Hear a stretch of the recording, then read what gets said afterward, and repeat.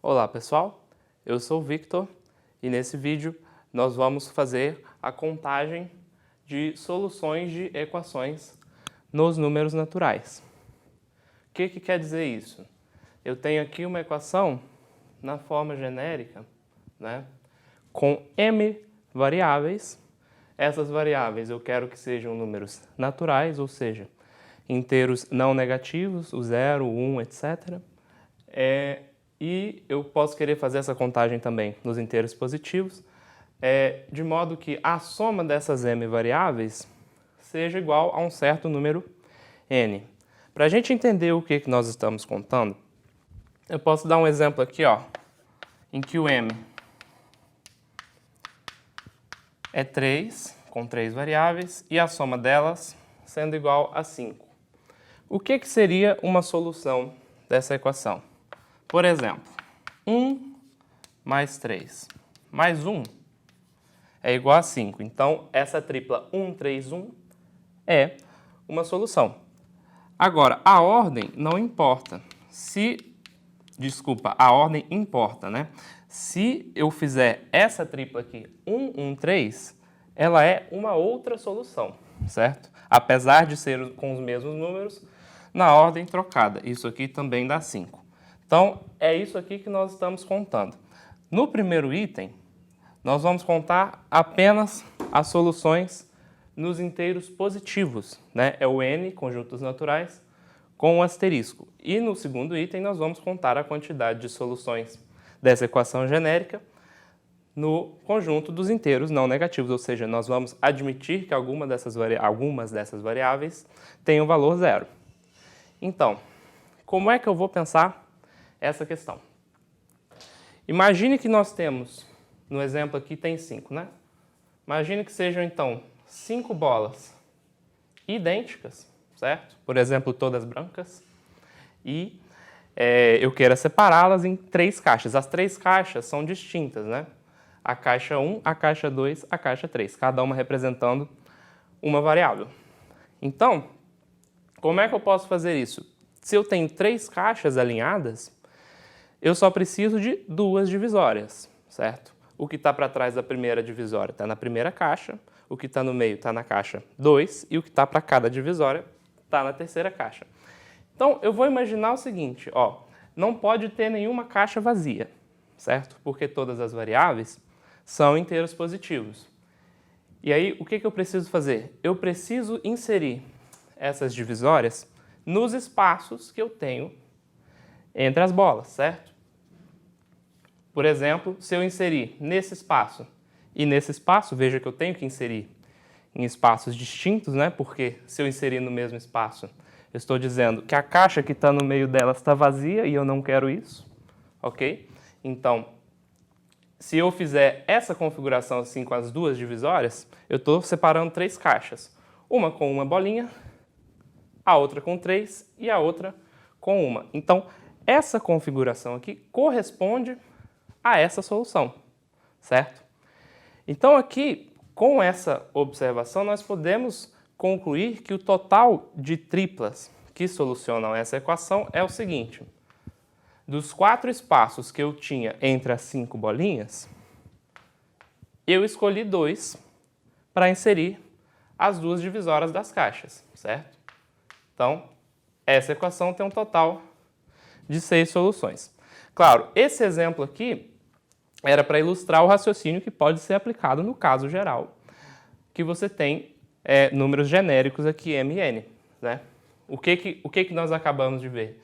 Que o número de soluções vai ser a quantidade de bolinhas é o valor total da soma, né? E aqui o que nós fizemos? Pegamos o valor total da soma e descontamos 1, porque entre 5 bolinhas tem apenas 1, 2, 3, 4 espaços, certo? Então, entre n bolinhas tem exatamente n menos 1 espaços. E aí, quantas divisórias eu vou precisar inserir? m menos 1. Você vê que eu tenho 3 variáveis e só precisei inserir 2 divisórias. Então, eu vou fazer m divisórias menos 1, certo? Isso aqui, n menos 1 escolhe m menos 1 para a quantidade de soluções nos inteiros positivos. você pode ou decorar ou aprender a fazer esse raciocínio, certo? E se por acaso aparecer para você uma equação desse tipo, na qual você tenha que resolver nos inteiros não negativos, o que você vai fazer? Você vai fazer uma substituição de variável para você cair no mesmo problema anterior. Olha só, o x1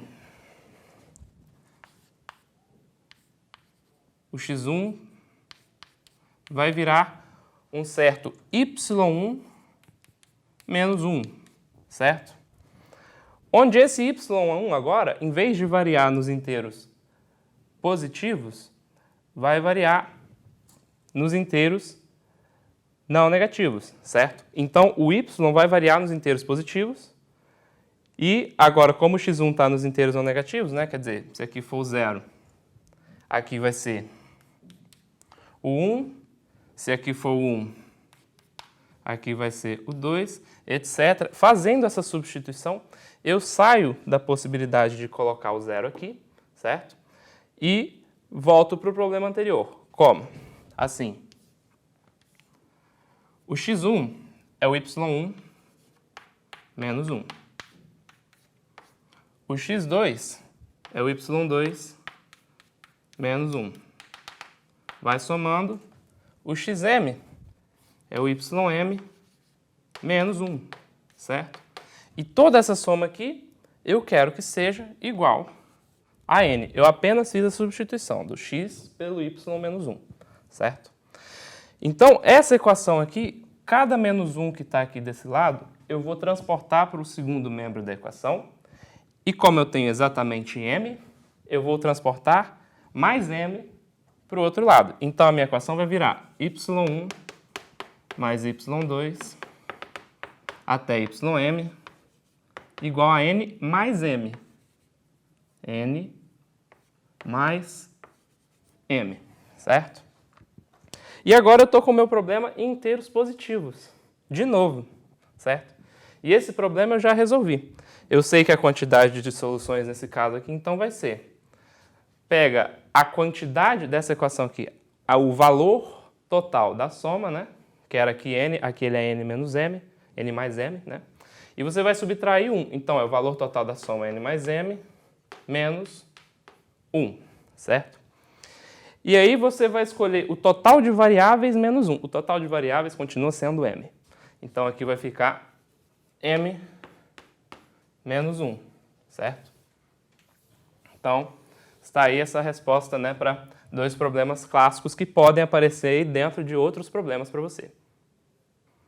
Por exemplo, temos aqui a seguinte questão. Contar as triplas x1, x2, x3 de naturais, tais que a soma delas é igual a 10 e o seu produto é igual a 0, certo? Bom, vamos pensar. O que eu preciso para satisfazer a segunda equação? Eu não preciso que todas sejam iguais a 0. Eu preciso que apenas uma e pelo menos uma seja igual a 0, certo? Em qualquer caso desse, vai dar certo, né? Eu pôr, por exemplo, só o x1 igual a 0, ou ambos o x1 ou o x2 igual a 0, enfim, tem que ter pelo menos um 0. Aí essa expressão pelo menos, né, já me dá a pista de como eu vou resolver o problema. Porque quando eu estou numa questão de combinatória e eu ouço um pelo menos, eu já sei que é só eu fazer o total menos o que não interessa, né? Que é o seguinte, o que a gente vai contar aqui vai ser o total de soluções da equação de cima e dele a gente vai subtrair o que não interessa. O que não interessa é a quantidade de triplas que satisfazem x1, x2, x3 diferente de 0, né? Não me interessa que ele seja diferente de 0, eu quero que ele seja igual a 0. Então a nossa estratégia vai ser isso, nós vamos contar todas as soluções da equação de cima e vamos tirar as soluções da equação x1, x2, x3 diferente de 0. Digo, aquelas soluções aqui que tem todas as variáveis nos inteiros positivos. Então você já entendeu que primeiro eu vou contar nos inteiros não negativos, depois eu vou subtrair nos inteiros positivos. Então, pelo resultado que a gente acabou de ver, o número de soluções aqui nos inteiros não negativos é eu pegar o valor total da soma 10, somar com o total de variáveis 3 e subtrair 1, certo? E nisso eu vou escolher o total de variáveis, menos 1. Então é 3 menos 1. E aí eu vou tirar a parte que não interessa.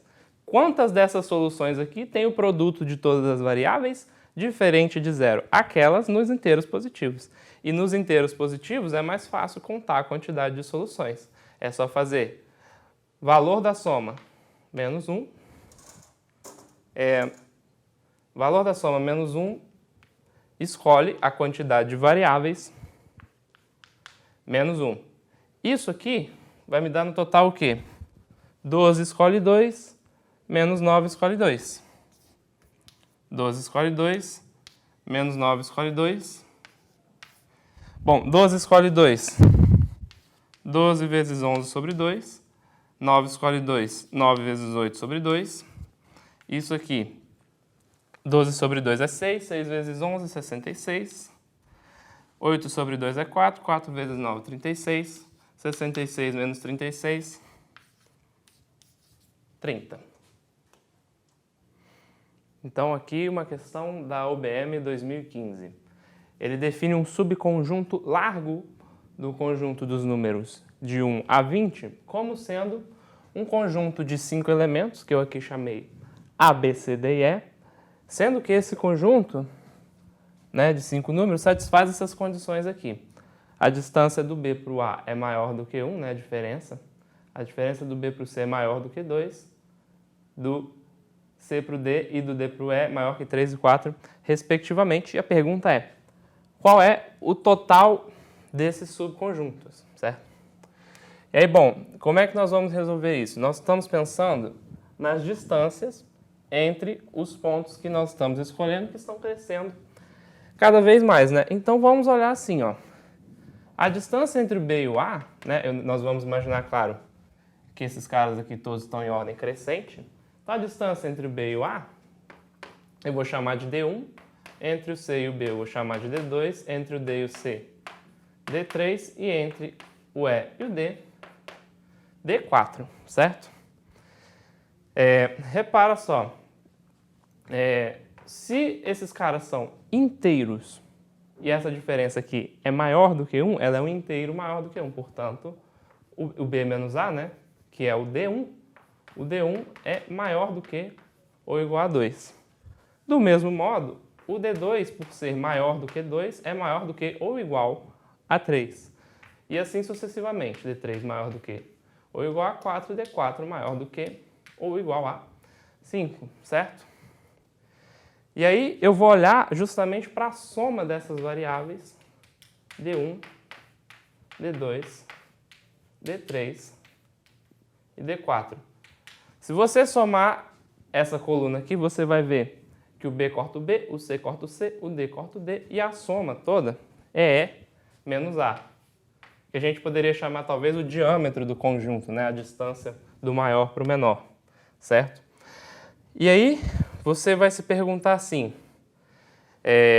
quais são os possíveis valores do E menos A, né, desse diâmetro do conjunto, e com esse valor do diâmetro, quais são as soluções para essa equação aqui, satisfazendo essas condições. Bom, aí, como o D1 é maior do que ou igual a 2, e eu quero ficar com soluções nos inteiros positivos, né, podendo ser igual a 1, que é o que eu sei resolver, então eu vou pegar aqui e chamar esse D1 de D1' mais 1, certo? Porque ele é algum inteiro positivo mais 1, se ele é maior ou igual a 2. O D2 eu também posso chamar de D2' mais 2. O D3 eu posso chamar de D3' mais 3. E o D4 de D4' mais 4.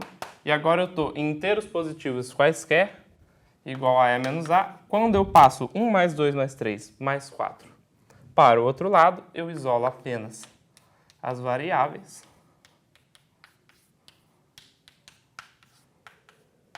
e isso aqui vai ficar o E menos A menos 10. Agora veja bem, esse E menos A, né, o que eu posso observar dele? O E menos A é a soma de todos esses Ds aqui, certo? Então essa soma é pelo menos 2 mais 3 mais 4 mais 5. Então o E menos A tem que ser maior do que ou igual a 14. E a outra coisa que eu posso observar é que, bom, esse conjunto de 5 elementos está contido aqui no conjunto de 1 a 20. Portanto, a maior distância possível entre E e A é 20 menos 1. Ou seja, esse E menos A é menor do que ou igual a 19. Agora observe o que acontece em cada caso aqui. Se o E menos A fosse 14,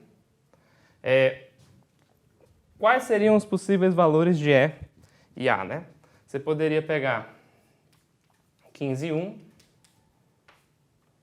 16 e 2, 17 e 3, 18 e 4, 19 e 5 e bom, o 26 também, certo? Então, você tem 6 possíveis valores nesse caso, né? Então, quando E menos A é igual a 14, né? E menos A é igual a 14, você tem, por um lado, para o par EA, você tem 6 possibilidades. E quantas são as soluções da equação nesse caso? Bom, se o E menos A for 14, isso aqui é 4. Então, eu tenho que resolver a soma D1 mais D2 mais D3 mais D4 igual a 4 nos inteiros positivos, certo? E isso é, né, o número de soluções. A gente pode montar uma tabela aqui, né? O número de soluções é 4 menos 1, escolhe 4 menos 1, ou seja, 3, escolhe 3. Valor da soma menos 1, escolhe o número de variáveis menos 1, certo? No caso em que o E menos A fosse 15, você pode enumerar os pares aqui também, né? Só que você veria que vai ser 16, 1, 17, 2, 18, 3, 19, 4, 25. Ou seja, eu não tenho mais 6 pares, eu já reduzi uma unidade. Agora eu tenho só 5 pares possíveis para o valor de E e A, né? Agora, o número de soluções aqui, né, seria, porque o E menos A é 5, né, esse cara aqui vai virar 5, então eu tenho que contar esse número de soluções. Valor da soma menos 1, escolhe o número de variáveis menos 1. 4, escolhe 3. Então aqui já deu para perceber qual vai ser o padrão, né, de repetição dos meus casos. E os casos vão até o E menos A igual a 19. Então aqui, a soma que eu estou realmente fazendo é a seguinte. Eu estou fazendo 6 vezes 3 escolhe 3, mais 5 vezes 4 escolhe 3, mais 4 vezes 5 escolhe 3, mais 3 vezes 6 escolhe 3, mais 2 vezes 7 escolhe 3, mais 1 vezes o 8 escolhe 3, certo?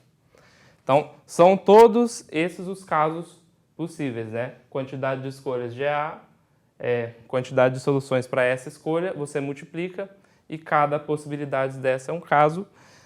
Então, você soma as respostas e aí você vai encontrar 6 mais 5 vezes 4, que é 20, mais 4 vezes 10, que é 40, mais 3 vezes 20, que é 60, mais 2 vezes 35, que é 70, mais 1 vezes 8 vezes 7 vezes 6 sobre 6, que dá 56. Então, quando você soma tudo isso, você encontra 252 conjuntos largos, certo? E essa foi a última questão desse vídeo. Espero que vocês tenham gostado e até a próxima.